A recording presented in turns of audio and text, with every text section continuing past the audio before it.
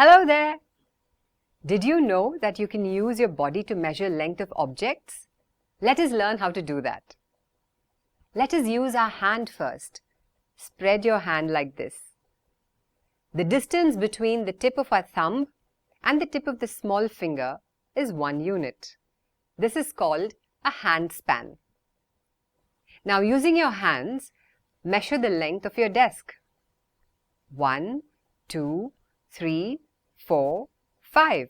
The length of this desk is 5 hand spans. Let us use our foot next. The distance from the heel of your foot to the tip of your toes is called a foot span.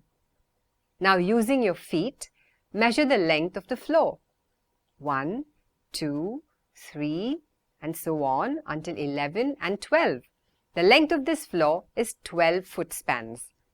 We can measure length using our forearm too.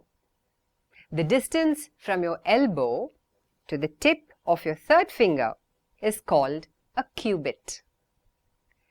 Let us measure the length of our desk once again, but using the cubit. 1, 2. The length of this desk is 2 cubits. We can use our feet to measure length. When we take one step, the distance from the heel of your back foot to the heel of the front foot is called a foot pace. Now let us measure the length of the floor with our feet.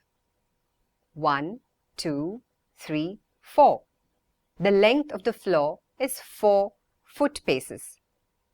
These are the different body parts we can use to measure things around us. Now go and try to measure things around you using your body parts.